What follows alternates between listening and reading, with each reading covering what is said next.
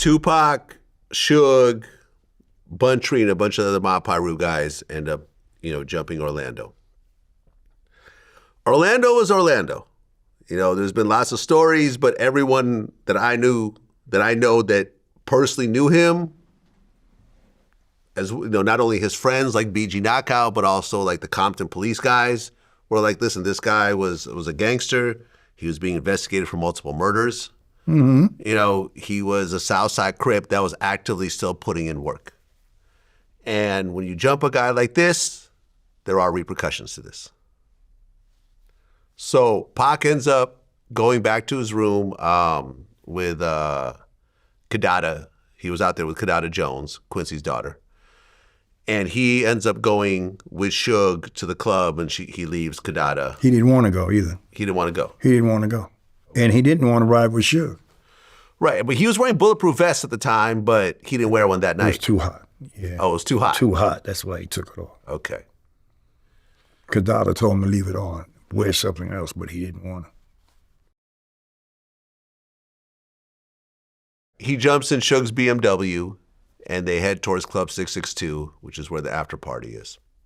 During this time, and I did the interview with Keefe D where he described all this, they went and got a bunch of guns and went out looking for Tupac and Suge.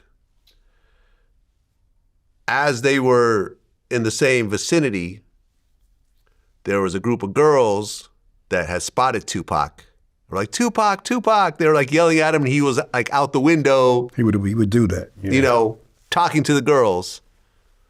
They spot him. They pull up to his car. They open fire. And they spray up the whole car. Suge gets grazed in the head. Not by a bullet. No? What, by glass? Glass. It was a reflection. He said it was a bullet. I guess he wanted to be a martyr that day. But Tupac ends up getting shot a bunch of times. 4 times. 4 times. Most devastating one was to the lung. Yeah. They ended up taking Tupac to the hospital. How long after the shooting did you actually get the news?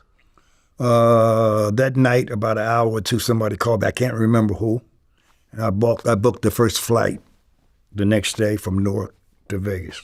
After Tupac gets shot, the car leaves. The first responder is a guy named Chris Carroll. I heard about him. He was on a bicycle. Yeah. And he shows up. He doesn't know who Tupac is or anyone else, doesn't know who Suge is, and it's a chaotic scene. And I interviewed him about this. He approaches the car. I mean, first he pulls out a gun and basically scares everybody. But then when he realizes that these are the victims. The victims, yeah. He goes to the BMW, he opens the car, and Pac falls out of the car, and he's covered in blood. And Chris Carroll attempts to get a death confession from Tupac. So he says, yeah. So he says. Yeah. Or basically, he's asking Tupac, who did this to you? Who was the shooter? And, Pac is obviously very disoriented because he had just gotten shot. But Chris describes how at one point Pac looks at him and realizes that he's a police officer, and he says, fuck you. I looked at him once again. I said, what happened? Who did this? Who shot you? And now he's looking at me, so we're looking at each other in the eyes. And this is kind of the first time he's even acknowledging my presence. And he looked at me, and I could tell he was getting a breath together to tell me. And he looked me right in the eyes, and we looked at each other, and he said, fuck you. And he said it just like that, with the emphasis on that F to really let me know. That's how he felt. Yeah, that's what he said. And then he slips into a coma. Yeah, because first thing, he couldn't breathe. So I don't know how you can say, go fuck you or fuck you when you can't breathe. You understand what I'm saying between you and I? A lot of people like to latch themselves on to something that happened to Tupac, one way or the other. I heard people say that when they went to the hospital, he talked to me. He said something. No.